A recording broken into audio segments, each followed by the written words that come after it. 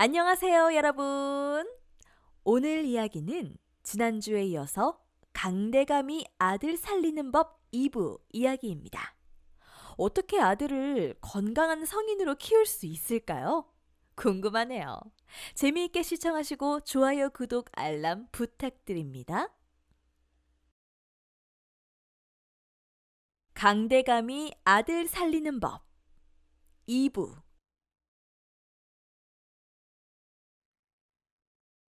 오랜만에 여인을 본 감신이 홀린 듯이 시냇가로 다가갔어요. 빨래하던 여인들은 다가오는 잘생긴 감신을 보고 유혹하듯 웃었죠. 치마가 허벅지 위까지 올라간 그녀들의 하얀 속살이 감신의 눈에 들어왔어요. 감신의 심장은 방망이질 치듯이 뛰고 있었지만 감신은 마른 침을 꿀꺽 삼키며 홀린 듯이 여인들에게 점점 다가갔죠. 그때 뒤에서 노승의 소리가 들렸어요. 얘들아! 안악들 여기서 좀 씻어도 되겠니? 감신을 보고 깔깔대던 여인들이 노승을 보고는 김 빠지는 듯 셀쭉하며 대꾸했어요. 시냇물이 내 것도 아닌데 맘대로 하시구려. 여인의 말이 떨어지자마자 노승은 옷을 모두 홀라당 벗고 발가숭이가 되어 볼품없는 맨몸으로 시냇물에 뛰어들었다지요. 여인들이 깜짝 놀라 손으로 눈을 가리며 고개를 돌렸어요. 외구머니나 망측해라! 아니 스님이 이게 무슨 해괴한 짓이람? 스님이 대놓고 우리를 희롱하네? 내가 씻는다고 말하지 않았니? 감신아, 너도 어서 벗고 들어오렴. 노승의 갑작스런 행동에 어쩔 줄 몰라 하는 감신을 안악들은 재미있는 듯 기대에 찬 눈초리로 쳐다보며 수작을 걸기 시작했죠. 총각 뭐하시우? 스님이 부르지 않수. 어서 벗고 들어가시우. 감신은 당황해서 아무런 생각이 나지 않고 머릿속이 하얘졌어요. 그때 언덕에서 장정들이 소리치며 뛰어오고 있었죠. 이놈들 꼼짝 말고 거기 있거라! 여보, 저놈들 도망 못 가게 꼭 잡아두소. 장정들이 뛰어오는 모습이 보이자 노승은 재빠르게 물에서 나와 옷을 주워들고 벌거벗은 채 도망을 가며 소리쳤죠. 얘야 뭐하니? 빨리 도망쳐야지. 잡히면 살아남기 힘들어. 번뜩 정신이 든 감신이 뒤를 보니 장정들이 거의 다가오고 있었어요. 감신은 노승 뒤를 따라 걸음아 나 살려라 정신없이 달렸죠. 그렇게 심리를 도망가니 더 이상 장정들이 따라오지 않는 것 같아 감신이 길바닥에 퍼질러 앉아 헥헥거리며 말했어요. 스님, 이제 따라오지 않으니 숨 좀 돌리고 가요. 그러니?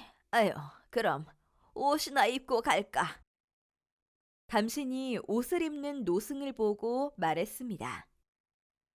아녀자를 희롱하면 어찌 될지 알고 그런 미친 짓을 했어요. 누가 누굴 희롱했단 말이니? 정말 맞아 죽을 짓을 한 것을 몰라요? 그 장정들에게 잡혔으면 우린 맞아 죽었다고요. 덕분에 힘든 것도 모르고 여기까지 오지 않았니? 감신이 기가 막히다는 표정으로 노승을 바라보고 있을 때 멀리서 장정들이 달려오는 것이 보였어요. 저기 있다! 이놈들! 거기 꼼짝 마라! 둘은 잠시 쉴 틈도 없이 정신없이 도망치다가 이번엔 넓은 개울을 만났죠. 개울 앞에는 젊은 안악이 안절부절하며 서 있어서 노승이 여인에게 다가가며 물었죠. 아니, 왜 그렇게 안절부절 못하니? 급한 일로 여길 건너야 하는데 물이 불어서. 내게 업히겠니? 노승이 등을 내밀고 주저앉자 여인이 당황해서 어쩔지 몰라 했어요. 이래봬도 내가 힘이 세니 걱정 말고 어서 펴라. 여인이 주저하자 노승이 일어서며 말했어요. 나도 갈 길이 바쁘단다. 노승이 개울을 건너려 하자 여인이 성급하게 노승의 팔을 잡으며 아닙니다, 스님. 그럼 신사를 지겠습니다.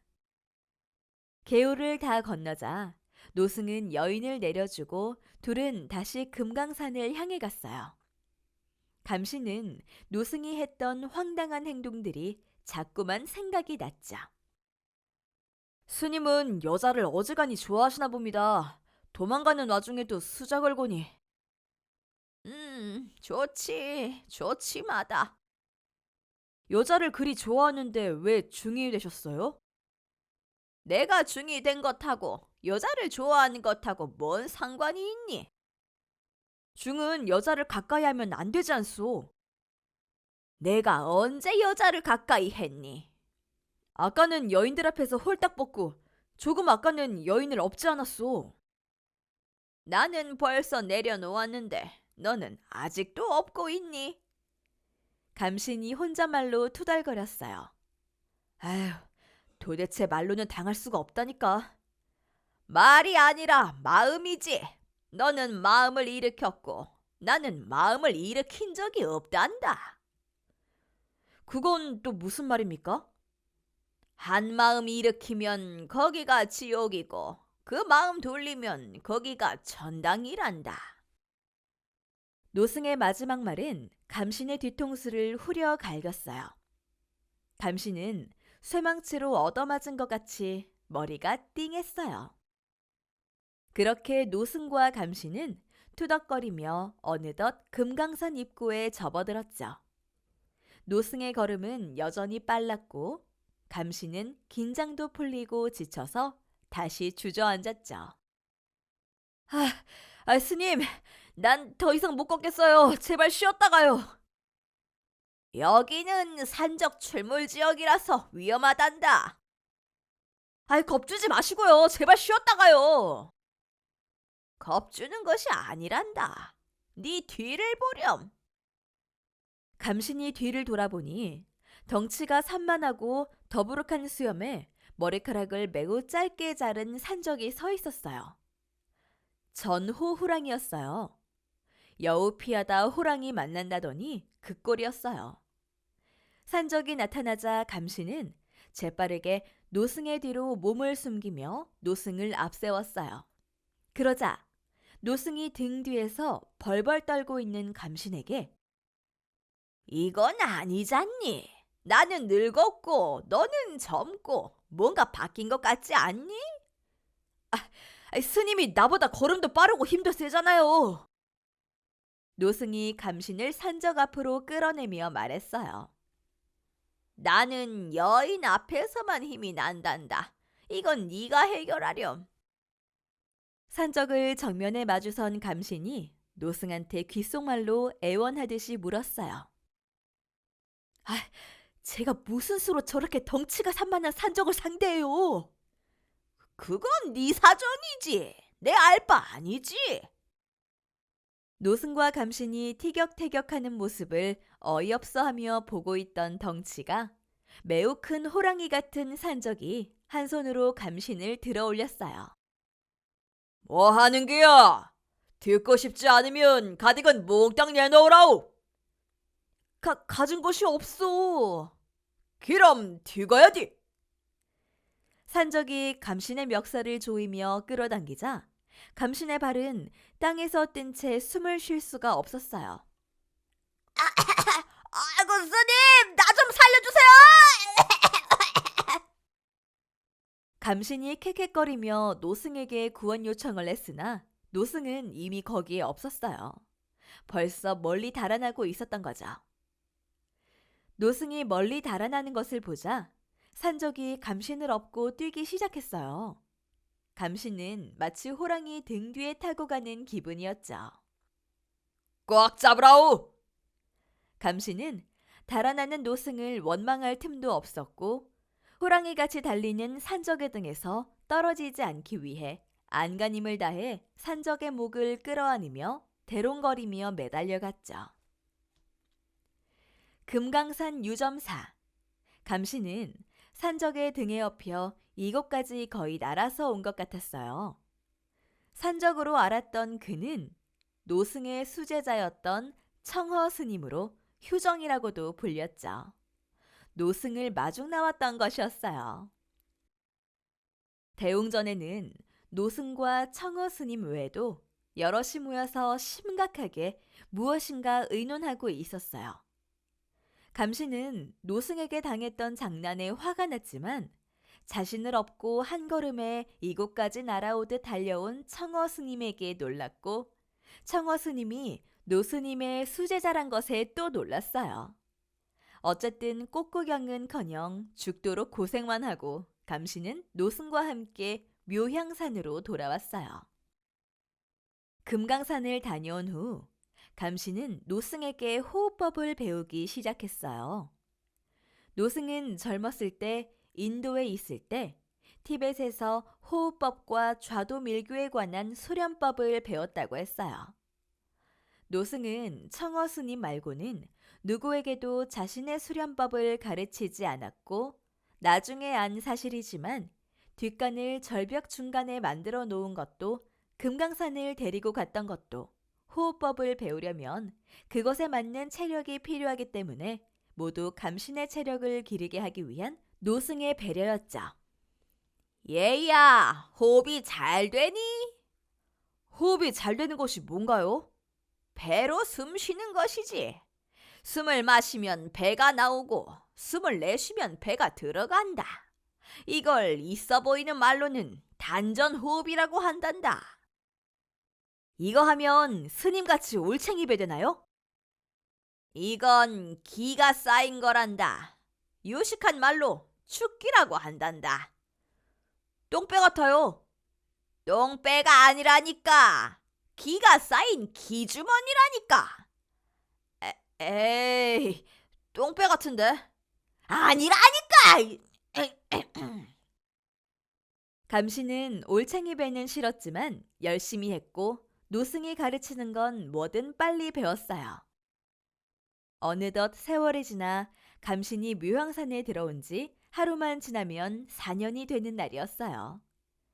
새벽에 노승이 하늘의 별을 보고 있었죠. 감신이 다가가서 같이 새벽 하늘을 바라보다가 노승이 물었어요. 뭐가 보이니? 별이 보입니다. 스님은 뭐가 보이나요? 하늘과 별의 움직임이 보이지. 저기 보이는 북두 칠성 7개의 별 중 꼬리에 있는 파군성의 움직임을 보지. 파군성을 보면 뭐가 보이나요? 누군가의 죽음이 보이지. 그렇게 새벽 하늘 북두 칠성 파군성의 움직임을 보던 노승이 깜짝 놀라며 지금 보현사로 내려가거라. 가서 주지를 찾으면 말 한 마리를 줄 것이다. 그 말을 타고 어서 집으로 가거라. 스님, 갑자기 무슨 말씀입니까? 네 어머니가 위독하구나. 호리병에 석간수를 담가가거라. 그 물만이 너의 어머니를 살릴 수 있다. 명심할 것은 집에 가는 동안 중간에 쉬어서는 안 된다. 감시는 어머니가 위독하다는 말을 듣자 앞뒤 따질 겨를도 없었어요. 감신이 한 걸음에 달려 보현사에 내려가자 주지가 말 한 피를 내주었죠. 노승의 당부가 아니더라도 도중에 쉴 수가 없었어요. 감신이 평양을 지나자 굵은 빗방울이 떨어지더니 폭우가 쏟아지기 시작했어요. 그렇게 달려 저녁 무렵 임진나루에 도착했을 때는 강물이 엄청 불어나 바다인지 강인지 구별이 가지 않을 만큼 넘실거리고 있었어요. 감신이 나루터 근처에 있는 주막에 가서 뱃사공을 찾았죠. 내가 사공인데 왜 그러쇼? 내가 급히 한양에 가야 하니 강을 좀 건너주게. 오늘은 장사 안 하요. 주모, 여기 탁배기 대포로 한 잔 더 주시오. 내 비용은 얼마든지 주겠네. 제발 건너주게. 이봐요, 물귀신 되고 싶소? 저 성남 물결이 안 보이셔? 그때 흰 피부에 오목조목 균형 있는 얼굴, 왼쪽 입술 아래에 작은 점이 있고 한눈에 보아도 새끼가 넘쳐 보이는 주모가 대접으로 술을 들고 나오면서 아유, 총각 양반. 총각이 타고 온 저 말을 좀 보세요. 얼마나 달렸으면 거품을 저리 뿜겠어요. 꼭 금방 쓰러져 죽을 것 같아요. 이런 포구는 하루만 지나도 물이 빠져요. 말도 쉬게 할 겸 예서 하룻밤 쉬었다 가시죠. 아니 되네. 난 당장 건너야 하네. 사공, 나 좀 도와주게. 아이고, 이 젊은 양반이 실성을 하셨나? 난 못하니 물귀신이 되든 말든 혼자 마음대로 하시오. 그래요, 젊은 양반. 지금 저 강을 건넌다는 것은 물고기밥이 되겠다는 것이에요. 예서 하룻밤 쉬시고 내일 새벽에 건너세요. 감시는 애가 탔지만 방법이 없었어요. 쉬지 않고 여기까지 달려왔으나 천재지변은 어쩔 수 없었죠. 어머니를 생각하면 당장 헤엄이라도 쳐서 강을 건너고 싶었지만 그건 사공의 말대로 물귀신이 되는 지름길이었고 결국 감시는 그날 밤을 주막에서 머물러야 했습니다. 감시는 잠이 오지 않아 몸을 뒤척이고 있을 때 고양이나 살쾡이 울음소리 같기도 하고 사람 신음소리도 같은 이상한 소리가 들렸어요. 감시는 조용히 방문을 열고 밖으로 나왔어요. 소리 나는 곳은 주막의 안채였어요. 호롱불이 환하게 켜있는 안채 방문이 반쯤 열려 있어서 감시는 변고가 난 것이 틀림없다고 생각했죠. 감시는 몽둥이를 움켜쥐고 슬며시 안채 방문 안을 들여다봤어요. 안채를 들여다본 감시는 깜짝 놀랐죠.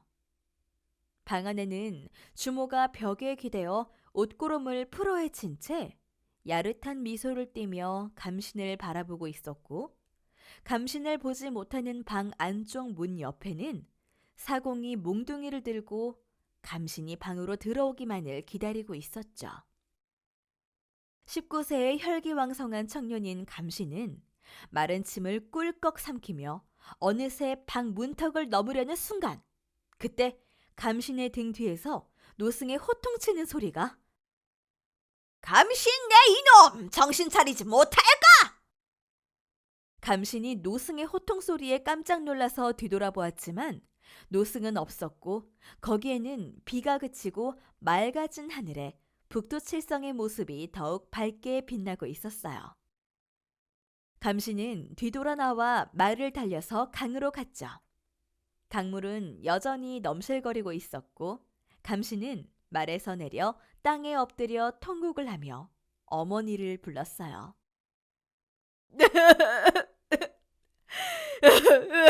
어머니. 바로 그때였어요. 강물이 부글부글 끓으며 거대한 조개들이 떠올랐고 떠오른 수많은 조개들은 감신이 강을 건널 수 있도록 다리를 만들어 주었어요. 감신은 깜짝 놀랐지만 생각할 겨를도 없이 조개들을 밟고 말을 달려 강을 건넜죠. 그리고 한 걸음에 한양집까지 달려갔습니다. 어머니! 감신의 목소리가 들리자 강대감이 놀라서 대청으로 나왔어요. 네가 묘향산에 있지 않고 왜 여기 있느냐? 어머니를 구할 약수를 가지고 한 걸음에 달려왔습니다. 어머니는요? 안방에 누워있는데 너는 별일 없는 것이냐? 감시는 강대감이 말을 마칠 겨를도 없이 안방으로 달려가 어머니에게 약수를 먹였고 약수를 마신 감신의 어머니는 기적처럼 금방 정신을 차렸어요. 강대감은 19세가 되기 하루 전날 집으로 돌아온 감신이 걱정되었으나 어미를 간호하는 자식에게 신체에 문제가 없는지 물어보기도 멀쓱했죠. 그때 강대감은 무당과의 마지막 대화를 생각했어요. 내가 태어날 아들놈이 여인의 알몸을 받는지 안 받는지 어떻게 알겠느냐? 간단합니다. 아들이 19세가 되었을 때 대들보 위에 붙여놓은 부적이 상하거나 찢어졌으면 본 것이요. 멀쩡하면 안 본 것입니다. 강대감은 그날 밤 자정이 지나자마자 낑낑대며 대들보에 올라가 부적을 확인했어요. 다행히 부적은 멀쩡하게 붙어 있었죠. 시간이 흘러 감신의 어머니가 기운을 차리자 강대감은 감신에게 자신의 태몽부터 대들보 위의 부적까지 모든 이야기를 해주었고, 이야기를 듣던 감신은 어머니를 무사히 구할 수 있게 도와준 노승에게 감사의 합장을 했죠. 그러나 감신은 주막에서 한 걸음만 더 내디뎠으면 자신도 어머니의 목숨도 모두 잃을 수 있었다는 것을 알지는 못했죠. 어쨌든 그날 이후 감신은 한 마음 일으키면 거기가 지옥이고 그 마음 돌리면 거기가 천당이라는 노승의 가르침을 감신 인생의 이정표가 되었다고 합니다. 훗날 그가 서산대사를 비롯한 승병들과 함께 왜군을 무찌르는 데 큰 도움을 주었다는 이 이야기는 지금의 북한 자강도 향산군에 있는 보현사의 전설 중에 서산대사의 여러 가지 이야기와 함께 전해 내려오고 있습니다. 여러분, 오늘 이야기 강대감이 아들 살리는 법 재미있게 보셨나요? 자식을 건강하고 훌륭하게 키우고 싶은 마음은 모든 부모님들의 한결같은 마음이시겠죠? 재미있게 보셨으면 좋아요, 구독, 알람 부탁드립니다. 감사합니다.